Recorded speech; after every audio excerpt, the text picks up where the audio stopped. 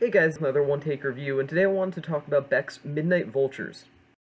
Midnite Vultures is a funny album to me because as far as Beck's fanbase goes, or at the very least his core fanbase, people either praise it as one of his best albums, if not his greatest achievement as a musician, or they just don't ever talk about it ever. However, Midnite Vultures doesn't ever seem really truly disliked, even in more retrospective looks at his earlier years as a musician, whereas albums like, say, Mellow Gold have definitely gotten more criticism than they used to. Midnite Vultures still seems like a pretty well-loved album all around. While I didn't care for it much when I heard it initially several years ago, Midnite Vultures has grown on me a lot since then, and it probably stands as one of my favorite Beck albums. The album easily features what are some of Beck's greatest vocal performances, and now, don't get me wrong, Beck as a vocalist, he isn't the greatest vocalist in the world, but that's kind of why Midnite Vultures actually shines.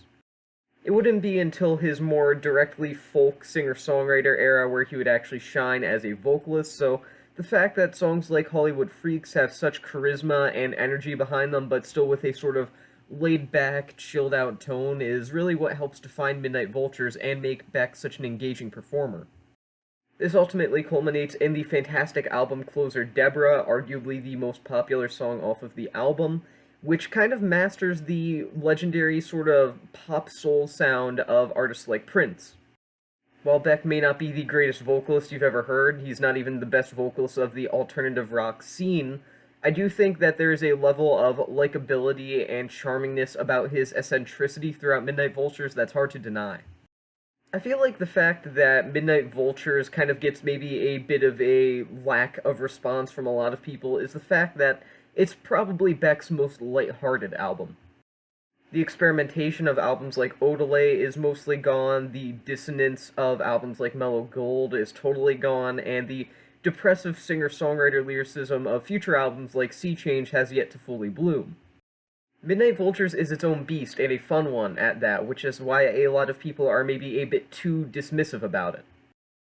With that being said, I really do beg of you to not hear the more playful tone throughout Midnite Vultures, as well as the usage of instruments like horns and horn sections, and immediately dismiss this as one of Beck's most mindless, pointless releases.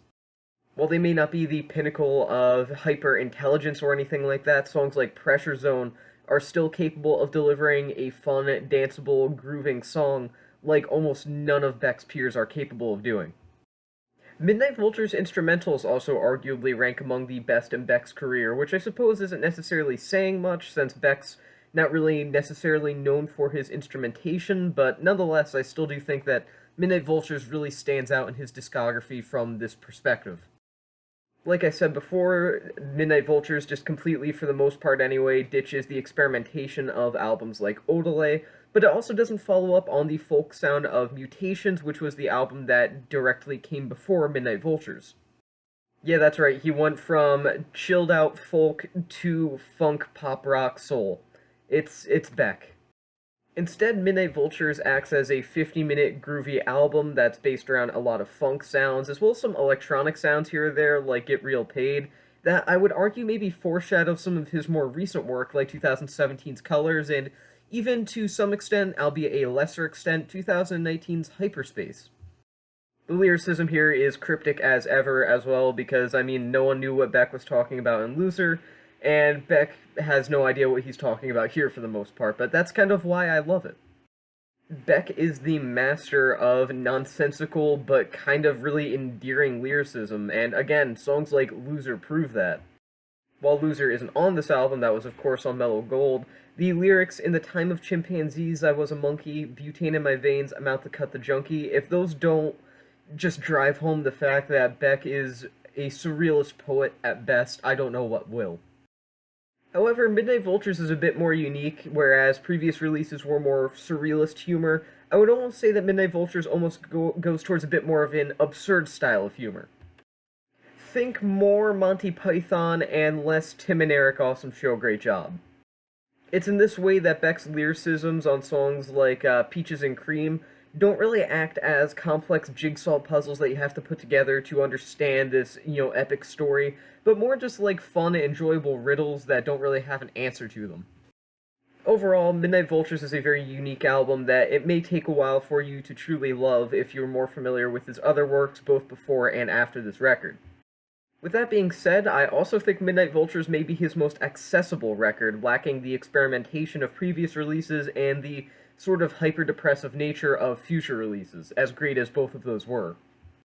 Well, I think it's still fair to say that Odelay is Beck's single greatest achievement. I mean, of course, that's the album with Rock the Catskills, Where It's At, Devil's Haircut.